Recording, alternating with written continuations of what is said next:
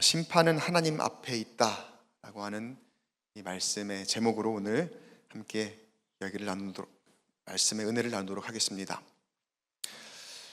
오늘 말씀은 또 다니엘이 꿈을 꾸어 하나님께서 보여주신 환상에 대한 이야기를 소개를 하고 있습니다. 성경의 8장의 시작을 벨사살 왕 제3년에 본 두 번째 환상이다라고 하면서 이제 또 그 꿈에 대한 이야기를 쭉 우리가 함께 나눌 거거든요. 근데 다니엘을 통해서든 다니엘서의 느부갓네살 왕을 통해서든 하나님께서 여러 꿈과 또 환상과 그 해석을 보여주셨죠. 그리고 거기에 보여진 모든 일들은 실제로 나중에 역사적으로 일어난 일입니다.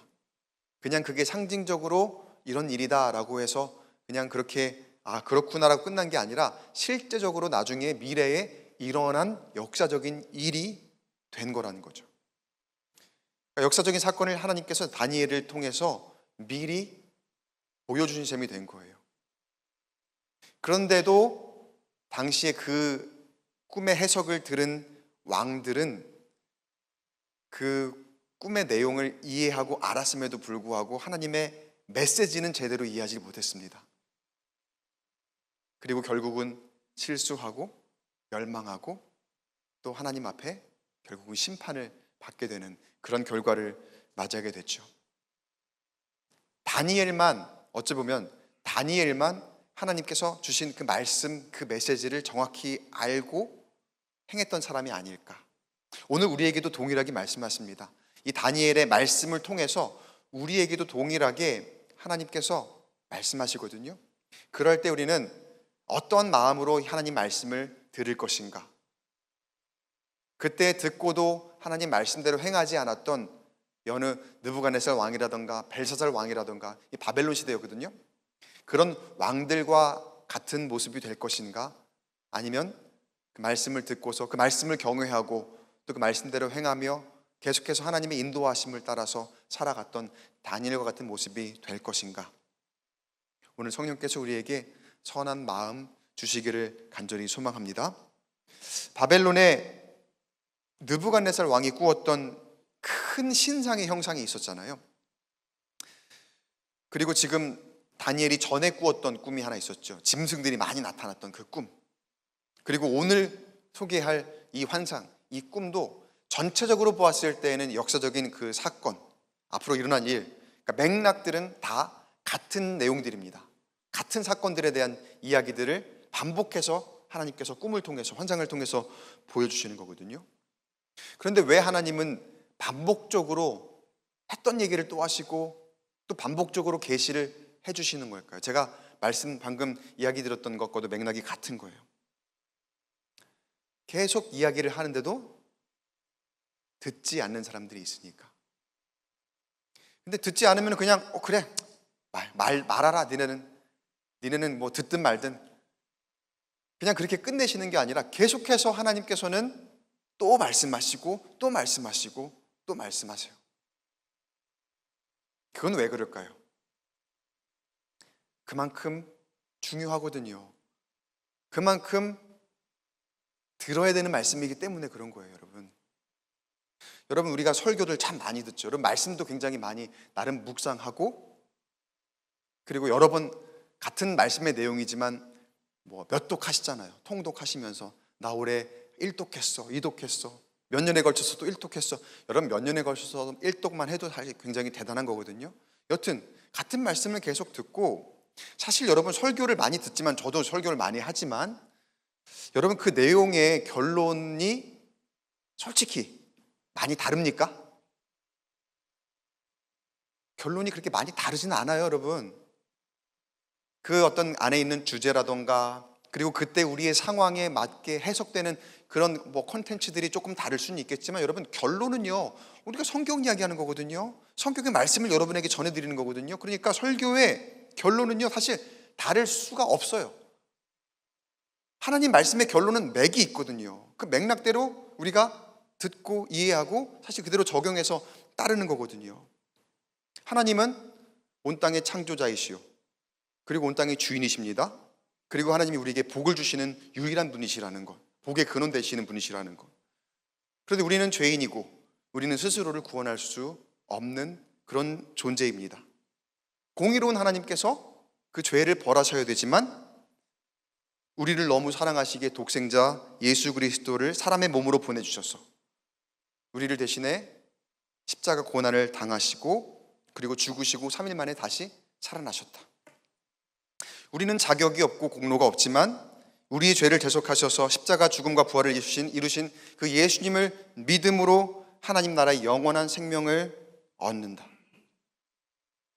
결론은요, 결국 우리가 돌이켜 회개하고 예수님을 믿음으로 죽음에서 살아남으로 변화되어라. 여러분, 이게 모든 설교의 결론이에요. 계속 우리가 같은 그러니까 말씀을 다르게 듣지만 결국은 요 안에 있는 이 메시지 안에서 우리가 계속 듣는 거예요. 아셨죠, 이제 여러분? 항상 들으셔도 이게 이 말씀이구나라고 생각을 하시면 돼요. 그리고 그렇게 변화되는 삶이 진정으로 형통한 삶이다. 세상의 어떤 그런 물질적인 가치와 세상의 풍요로운 것이 복이 아니라 진정으로 형통한 삶은 내 예수 그리스도를 믿음으로 우리가 죽음에서 살아나는 그 변화를 입는 삶이 진짜 형통한 삶이다. 결론은 이거라는 거예요. 다시 여러분, 왜 이렇게 같은 결론이잖아요. 똑같은 말씀이잖아요. 그런데 왜 하나님은 우리에게 계속 말씀을 주시는 걸까요? 왜 비슷한 이야기를 목사님을 통해서든 누구를 통해서든 계속 하시는 걸까요? 가면 갈수록 사람들은 더 똑똑해지고 많이 배우고 이해도 더 잘하는데 왜 자꾸 그렇게 반복해서 말씀하시고 듣게 하실까요? 이 시대 사람들은 한 번만 말해도 충분히 알아들을 만한 사람들이에요. 근데 왜 자꾸 했던 얘기 또 하시고 했던 얘기 또 하시고 그러실까요? 시간이 지나도 아무리 우리가 똑똑하고 아무리 우리가 이해를 잘하는 사람이 되어도 그 어떤 세상에 가르치는 가치보다 그 어떤 세상이 말하는 진리라고 하는 것보다 이것이 훨씬 중요하기 때문에, 이보다 더 중요한 가치가 없기 때문에, 이보다 더 우리가 알아야 될 것이 없기 때문에. 얼마 전에 우리 드림 아카데미 했었거든요. 그때 이제 목사님들, 교수님들이 오셔서 교회사 강의도 하시고 배경사 강의도 하시고 많이 하셨어요. 제가 이제 교리에 대한 강의를 2주에 걸쳐서 했었는데 맨 처음에 신조에 대한 이야기를 했었습니다. 신조. 여러분, 신조가 뭡니까? 신조를 정의하자면 이렇습니다. 공동체가 약속하고 공유하는 믿음의 고백.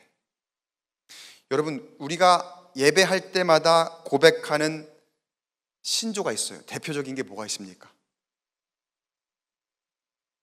사도신경. 신경이 다른 말로 하면 신조예요. 신조. 사도신경, 우리의 믿음의 고백, 신앙의 고백, 그게 사도신경이거든요. 그럼 왜 사도신경 여러분 그렇게 예배할 때마다 고백합니까? 한 번만 하면은 그냥 잘 고백한 것 같은데, 알아들었을 것 같은데. 그런데 예배 때마다 시작될 쯤에 우리가 사도신경을 함께 외우거나 읽죠. 우리의 신앙의 고백이다라고 하면서. 왜 우리는 같은 말을 계속 반복할까요? 왜 같은 말을 성경책 앞에, 찬송가 앞에 계속 그 표지에다가 써놓을까요? 써놨어도 잘 보지도 않죠, 우리가. 그래서 그런 거예요, 사실은. 잘 보지도 않으니까. 왜 그럴까요, 여러분? 아무리 많이 봐도 지나치지 않기 때문에. 똑같은 말이지만, 똑같은 고백이지만 어제 했고 그저께 했고 지난주에 했고 1년 전에 했어도 오늘 또 해도 내일 또 해도 다음 주에 그 다음 주에 계속해서 예배 시간에 계속 해도 지나치지 않기 때문에, 그렇게 보고 또 봐도 그만큼 중요하기 때문에. 여러분, 왜 중요합니까? 거기 우리의 생명이 달려있거든요. 거기 우리의 삶이 달려있거든요. 여러분, 제가 이제 강의 시간에는 그때 말씀드렸는데, 우리가 사도신경 고백할 때 얼마나 내가 사도신경 안에 있는 그 단어 하나하나, 그리고 문장 하나의 의미를 생각하면서 여러분 우리가 사도신경 고백하나요? 아마 모르긴 몰라도 그냥 외우느라 정신없을걸요. 눈 감고 빨리 외우느라고 그냥 습관적으로. 근데 여러분, 그 사도신경의 고백은요, 정말 그 안에 모든 교리가 담겨 있고, 그리고 하나님께서 우리를 죽음에서 살리시고 영원한 삶으로 인도하시는 그 모든 진리가 그 안에 담겨 있는, 그래서 우리가 그것을 믿음으로 고백한다는 우리의 신조거든요. 그래서 우리가 계속해서 그렇게 하는 거예요. 세상에서는 살아가는 문제가 뭐 돈 버는 문제, 그게 우리가 죽고 사는 문제야, 돈 없으면 죽어요 라고 할지 모르지만, 그보다 더 중요하고 근본적인 죽고 사는 문제는 여러분, 우리 영원한 삶의 문제 아닐까요? 우리 영원한 삶의 문제. 그래서 제가 사도신경 얘기했지만, 그래서 하나님은 계속 같은 말씀을 하시는 거예요. 계속 같은 그 결론의 설교이지만 우리에게 계속해서 때로는 다른 목사님들을 통해서 매주 다른 주제를 가지고서 우리에게 말씀해 주시는 거고, 또 이 다니엘서에 지금 계시가 있잖아요. 환상이 있잖아요. 꿈이 있잖아요. 이런 것들을 계속해서 우리에게 반복적으로 보여주신다는 거예요. 그 말씀 안에 담긴 진정한 생명의 가치를 오늘도 우리 모두 함께 획득하시는 저와 여러분 되시길 간절히 축원합니다. 자, 그래서 오늘 말씀에는 양과 염소가 등장을 합니다.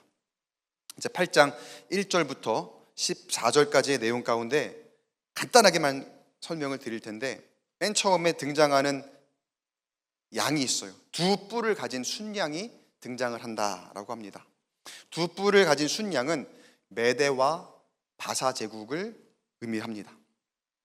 그러니까 메대 바사 제국인데, 우리가 보통은 이제 나중에 페르시아가 다 통합을 하니까 페르시아 제국이다라고 얘기를 해요. 이전에 느부갓네살 왕이 꾸었던 꿈 안에서 큰 신상의 그 환상 안에서는 은의 부분으로 이렇게 표시가 됐었죠. 그리고 다니엘의 첫 환상, 이전 환상에서는 곰이라는 짐승으로 표현이 됐었던 그 메대 바사 제국, 페르시아 제국. 두 뿔 중 하나가 더 길어졌다라고 그렇게 되어 있습니다. 페르시아 제국이, 그러니까 두 뿔이 이제 메대 바사 제국인데, 메대 바사 제국을 페르시아 제국이 통합하면서 페르시아가 좀 더 강성해졌다라는 것을 여기서 이미 말해주고 있는 거예요. 이 꿈을 꾸었을 때 시대는 어느 시대? 바벨론 제국 시대예요. 페르시아 제국 이전의 시대. 그러니까 나중에 일어날 일들을 이미 다니엘을 통해서 하나님이 알려주시는 거예요. 반복적으로. 지금 너가 살고 있는 이 바벨론 제국은 곧 멸망할 것이다 라는 것을 이미 다니엘에게는 알려주신 거죠. 그리고 서쪽, 남쪽, 북쪽으로 그 순양이 받으면서 그것을 당할 짐승이 없더라라고 성경이 기록을 합니다. 이 말은 무슨 뜻이냐면요, 페르시아 제국이 이제 정복 전쟁을 막 이렇게 펼치거든요. 그만큼 페르시아 제국이 점점 더 강대해질 것이라는 것을 여기에서 알려주고 있는 거예요. 자, 그리고 난 다음에 순양 다음에 나오는 한 동물이 염소, 순염소가 등장을 합니다. 순염소는 한 뿔을 가진 순염소다라고 합니다. 근데 이 순염소는 페르시아 제국 다음에 거대한 제국이 어떤 나라였죠? 패권을 차지하는 제국이 헬라 제국이었죠. 헬라 제국을 상징합니다. 느부갓네살의 그 앞에 환상에서는, 그 큰 신상에서는 노수로 만들어진 그 부분이고요. 그리고 다니엘의 이전의 환상에서는 표범이라는 동물로 상징이 되었던 헬라 제국, 그 가운데 현저한 뿔이라고 등장을 해요. 그 현저한 뿔이 나왔다. 현저한 뿔은 두드러진 뿔이라는 뜻인데, 그 두드러진 뿔은 알렉산더 대왕을 의미합니다. 헬라 제국의 알렉산더 대왕. 알렉산더 대왕이 페르시아 제국을 무너뜨리고 큰 뿔이 이제 승리를 하는 거죠. 그런데 그 알렉산더 제국의 큰 힘도 얼마 가지를 못합니다. 그리고 젊은 나이에 알렉산더가 죽고 그 나라가 네 왕국으로 나뉘게 되는데, 이 또한 성경에서 그대로 기록을 하고 있어요. 큰 뿔이 꺾이고 네 뿔이 솟을 것이다. 이 헬라 제국이 알렉산더 대왕 이후에 네 나라로 분열이 되거든요. 그러니까 큰 뿔이 하나가 꺾이고 네 뿔이 그 가운데서 솟아나올 것이다. 자, 이 지금부터가 중요해요. 그 중에 네 뿔 중 하나에서 나온 작은 뿔이 하나 있을 것인데, 이게 엄청난 권력을 가지는, 그 작은 뿔이 안티오쿠스 에피파네스 4세라는 왕입니다. 안티오쿠스 에피파네스. 이 안티오쿠스 에피파네스 4세가 주변 지역을 다 침략을 하고 성소를 더럽히고 매일매일 드리는 제사를 폐지했던, 그래서 유다를 굉장히 핍박했던 인물로 나중에 이렇게 알려진 그런 사람이거든요. 그래서 이 성경에서는 이 안티오쿠스가 하나님의 주권에 도전하고 하나님 백성을 핍박하는 악의 상징으로 등장을 합니다. 자, 역사 이야기를 하니까 여러분 그 막 왕의 이름 어려운 거 나오니까 힘들죠. 성경 지금 이렇게 구약 신약 좀 하신 분들은 좀 이해를 하시려나 모르겠어요. 그래서 여러분 공부를 좀 하셔야 돼요. 성경 읽어지 나중에 있으면은요 꼭 거기 들어오세요. 그러면 여기 이름 이거 다 나와요. 그러면 설교 들을 때 나 저거 알아, 저 이야기야, 그리고 다 알아들으실 수 있어요. 네, 오늘은 그냥 그런 게 있구나 라고 생각하시면서 들으시면 될 것 같아요. 자, 그 페르시아 제국이 이제 분열이 된 다음에 그 안에서도 막 이렇게 싸움이 일어납니다. 그 내용이 이제 다니엘서 끝까지 내용 가운데 계속해서 기록이 되어 있어요. 그 중에 중요한 이야기만 좀 몇 권 드릴게요. 다니엘 11장에 보면은 남방 왕과 북방 왕이 싸운다라는 그런 기록이 되어 있어요. 그러니까 기본적인 이 배경은 다 헬라 제국 시대거든요. 북방 왕은 크게 지금의 시리아 지역을 뜻합니다. 그때 왕조 이름이 셀리우코스 왕조. 그리고 남방 왕은 지금의 이집트 지역의 프톨레마이오스 왕조. 이건 많이 들어보셨죠? 프톨레마이오스 왕조. 근데 이 가운데에서 권력의 빈틈을 타고서 등장한 사람이 아까 제가 방금 언급드렸던 안티오쿠스 에피파네스 4세. 사실은 원래 존재감이 없었던 사람이에요. 그래서 아까 큰 뿔 하나 가운데서 무슨 뿔이 나왔다 그랬죠? 작은 뿔이 나왔다 그랬잖아요. 그러니까 우회할 거예요. 이 말씀만 읽고 성경적인 역사적인 배경이 없으면 작은 뿔이 나왔는데 왜 작은 뿔이 저렇게 큰 힘을 가지지라고 생각할지 모르는데, 그 작은 뿔이 원래는 존재감이 없었는데 그 권력의 빈틈을 타고서 이 안티오쿠스 에피파네스가 헬라 제국의 왕이 되는 거예요. 여기서 에피파네스라고 하는 뜻이 무슨 뜻인지 아세요, 여러분? 신으로 나타난 자라는 뜻이에요. 우리가 보통 주현절이라는 절기가 있죠. 아세요? 혹시 주현절이라는 절기가 있는 거? 주현절이라는 절기는 예수님의 출현이라는 뜻이거든요. 예수님의 출현을 축하하는 그런 절기. 근데 그 주현절을 영어로 하면 에피파니라고 해요. 에피파니. 이게 나타난다, 현현한다라는 그런 뜻이거든요. 안티오쿠스 에피파네스가 자기의 그 별칭을 에피파네스라고 하면서 신으로 나타난 자, 스스로 자기를 신으로 그렇게 표현을 한 그런 사람이라는 거예요. 다니엘 11장 36절 상반절을 한번 보면은요 이렇게 기록이 되어 있어요. 그 왕이 안티오쿠스 에피파네스 4세예요. 함께 읽어보겠습니다. 시작. 그 왕은 자기 마음대로 행하며 스스로 높여 모든 신보다 크다 하며. 작은 뿔에서 나온 이 안티오쿠스 에피파네스 4세가 자기의 이 몸집을 불리는 거죠. 자기의 권세를 막강하게 만들면서 점점 자기를 신격화시키기 시작하는 그런 장면이죠. 그리고 그 앞에 31절을 보면은 그가 어떤 일을 행했는지 여기 기록이 되어 있어요. 31절 같이 한번 읽어보겠습니다. 시작.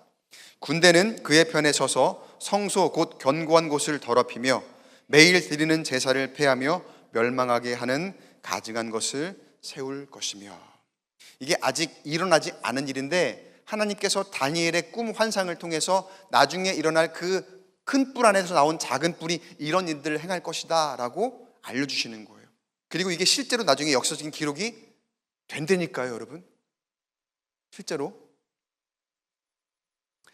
안티오쿠스 왕은 헬레니즘 통합이라는 이름으로 하나님의 백성을 노골적으로 억압합니다.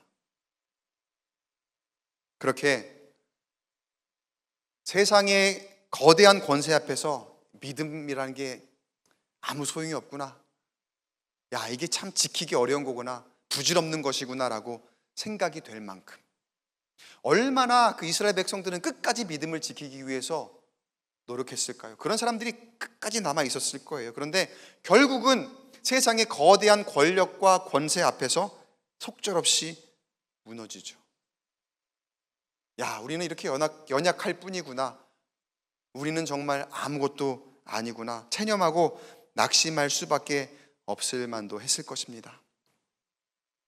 그러나 여러분, 다니엘을 통해서 우리가 분명히 알 수 있는 것 한 가지가 있어요. 중요한 말씀이 오늘 아까 읽었던 본문 말씀에 나오는 거거든요.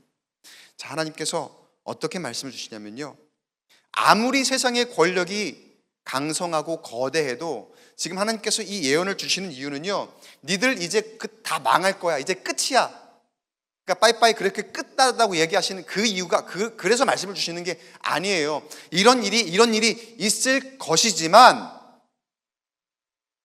그럼에도 불구하고 너희들은 어떻게 해야 되느냐, 이걸 말씀하시려는 거거든요. 그리고 그 전에 분명하게 하시는 약속이 무엇이냐, 바로 오늘 다니엘 8장 17절에 이렇게 기록하고 있습니다. 하반절에 같이 한번 읽어보겠습니다.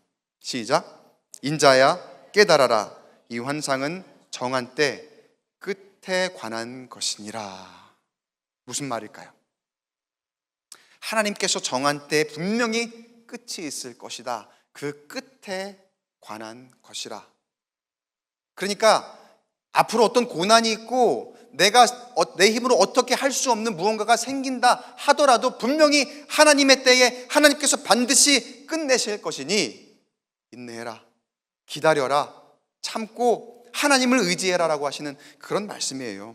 세상 권력이 교만하게 자라고 또 하나님의 주권을 넘어서려 합니다. 그리고 신앙과 믿음을 핍박합니다. 그렇지만 그것이 영원하지 않을 것이라는 거, 반드시 거기에 끝이 있을 것이라는 말씀하시는 거예요. 그리고 두 번째로는 그 모든 심판은 그 어떤 사람에게 있는 것이 아니라 그 어떤 권세자, 권력자, 안티오쿠스 에피파네스가 됐든 프톨레마이오스가 됐든 어떤 느부갓네살이 됐든 벨사살이 됐든 어떤 왕이 그 왕에게 있는 것이 아니라 하나님께, 오직 하나님께 달려있다고 우리에게 말씀하시는 줄 믿으시기 바랍니다. 세상의 그 어떤 권세가 아무리 강하다 하더라도 여러분, 하나님 앞에서는 그들도 심판의 대상이라는 거예요. 그들도 심판의 대상이라는 거예요. 그 어떤 세상의 권력과 지혜도요, 하나님의 심판 앞에서는 자유롭지 못합니다. 우리가 세상에서 힘들 때 많이 있죠. 우리도 마치 그 유다 백성들처럼 이제 페르시아 제국에서 나중에 유다 땅에 막 핍박을 당하는 그 안티오쿠스 에피파네스 4세에게 핍박을 당하던 그런 모습처럼, 야, 우리가 그동안 지켜왔던 이 믿음이 어떻게 지켜온 건데 이렇게 속절없이 무너지나 라고 생각될 만큼, 꼭 믿음이 아니더라도 우리의 삶 가운데 우리 가정과 우리 사업장과 그리고 내 지금 어떤 삶의 영역과 그런 것들이 어느 한순간에 속절없이 무너지거나 와, 내 힘으로 어떻게 될 수가 없네라고 느껴질 만한 그런 때가 있을 겁니다.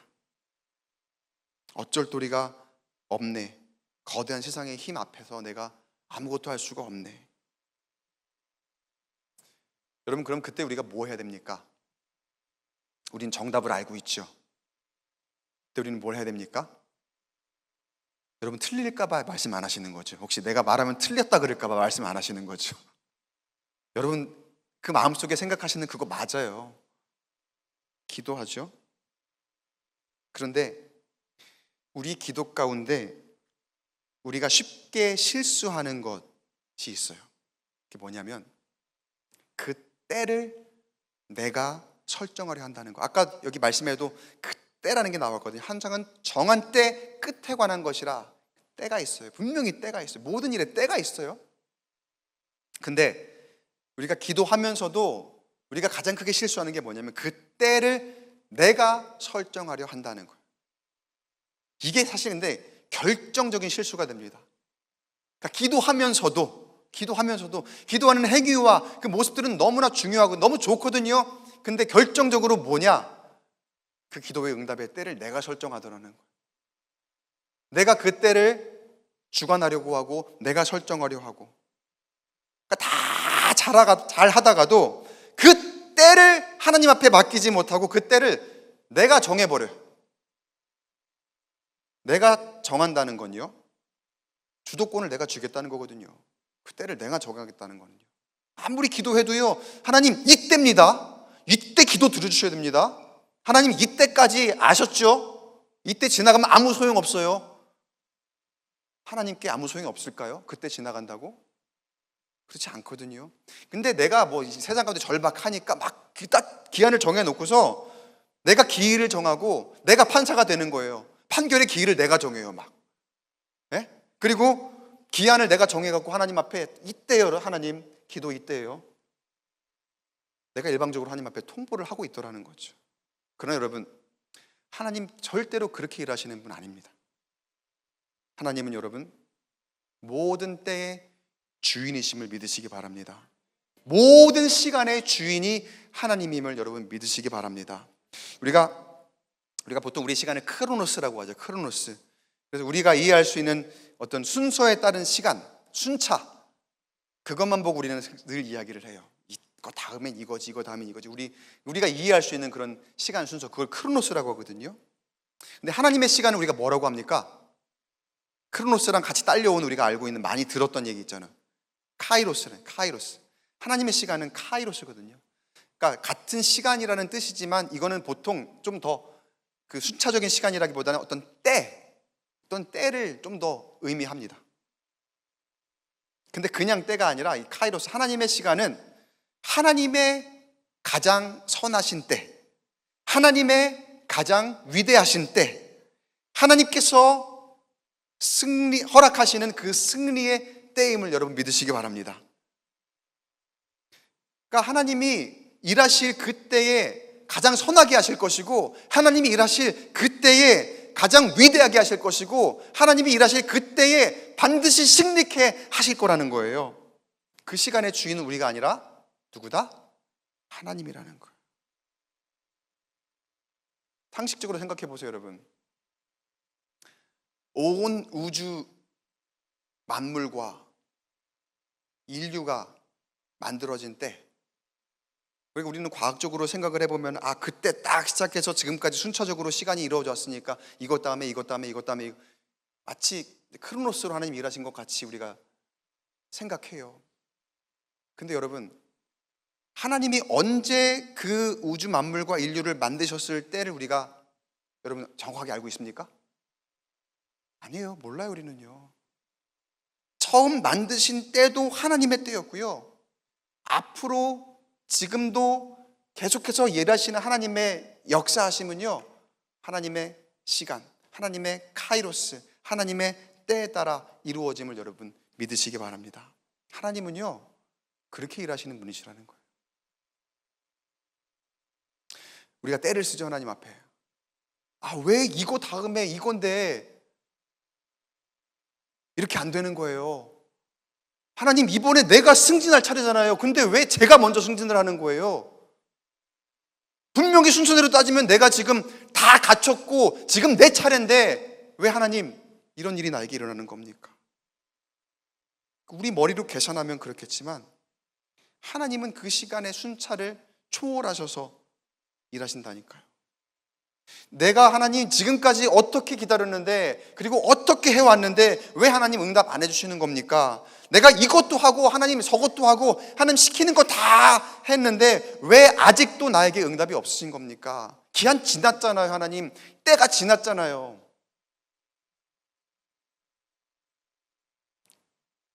아마 당시 하나님을 믿는 백성들도 우리처럼 같은 서름이 있었을 겁니다. 고민이 있었을 겁니다. 내 힘으로 하면 될 게 없네요. 너무 힘들어. 어떻게 그 거대한 왕들의 권력과 내가 어떻게 감당할 수 없는 그 큰 힘 앞에서 내가 무엇을 할 수 있을까? 지금 우리처럼요. 그러나 여러분, 하나님은 알고 계십니다. 그리고 하나님 지금 다 여러분 형편을 보고 계십니다. 그리고 알고 계셔요. 걱정, 염려도 되겠지만 전심으로 하나님 앞에 우리 맡겨봅시다. 전심으로 하나님 앞에. 그러면 하나님 때에 하나님의 가장 선하신 뜻으로 반드시 이루실 줄 믿습니다. 살다 보면은 정말 아무것도 할 수 없다 느껴질 만큼 무기력하고 역부족일 때가 있어요. 저도 많이 살지는 않았지만 그러한 일들을 몇 번은 좀 겪어본 것 같아요. 나름대로 해보려고 했는데 안 될 때가 있죠. 여러분 좋아하실 거야. 아마 그 주가 일하시네라고 하는 찬양 아시죠? 그때 저는 그 시작할 때 그 가사가 너무 와닿아요. 어떻게 시작하더라? 날이 저물어 갈 때, 빈들에서 걸을 때, 그때가 하나님의 때, 내 힘으로 안 될 때, 빈손으로 걸을 때, 내가 고백해 여호와 이래. 내 힘으로 안 될 때, 빈손으로 걸을 때, 그게 여러분 내 힘으로 하다가 안 되면 그때 주님을 찾으라는 그런 뜻이 아니에요. 카이로스의 때를 말하는 거거든요. 하나님은 여러분 그 하나님의 때를 내가 기다리면서 그냥 나의 힘을 빼기를 원하시는 거예요. 그러니까 내가 내 힘 주고 막 하다가 안 될 때 그때가 하나님의 때, 그런 게 아니라 하나님의 때는 지금 여전히 나와 함께 하고 계시니 지금 내가 어떻게 해보려고 하는 그 모든 것들을 다 하나님 앞에 맡기고 내 의가 살아있는 모습, 하나님 앞에 의지한다고 하지만 여전히 내 힘으로 내가 주체가 되어서 해결하려고 하는 그 모습조차도 하나님께 다 맡기기를 원하신다는 거예요. 그때 내가 나를 내려놓을 때, 하나님 앞에 전적으로 맡기고 붙들릴 때, 여러분 그때가 바로 하나님의 때임을 믿으시기 바랍니다. 그럼 하나님께서 나를 일으켜 살게 하실 것입니다. 나의 손과 발에 다시 힘을 주실 것이고 나의 시선과 생각에 지혜와 총명을 더해 주실 것입니다. 그때는 내가 알 수 있는 게 아니에요. 그때는 하나님이 아세요. 내가 하다 안 되면 그때 하나님께 맡기면 되겠지. 그건 내 때죠. 하나님의 때를 빙자한 내 때죠. 근데 그렇게 말고 여러분, 하나님이 아시는 그때, 하나님이 주시는 시간, 그 시간의 주인이 하나님임을 우리가 인정하고 믿으시고 하나님의 때를 기대하며 하나님 앞에 온전하게 나아가는 우리 모두가 되기를 간절히 소망합니다. 여러분, 심판은요 나에게 있지 않습니다. 하나님 앞에 있습니다. 전쟁도 나에게 있지 않습니다. 온전히 하나님 앞에 속해 있습니다. 하나님이 가장 선하고 공의롭게 심판하실 것입니다. 인내와 기다림, 그리고 전적인 믿음으로, 때로는 내가 저 원수를 내 힘으로, 내 손으로 그 원수를 갚고 복수하고 싶은 마음도 있겠지만 하나님의 때, 하나님의 의로움 앞에 하나님께 맡기며 진정한 승리한 자로, 그리고 이긴 자로 서 있는 저와 여러분 되시기를 주님의 이름으로 간절히 축원합니다.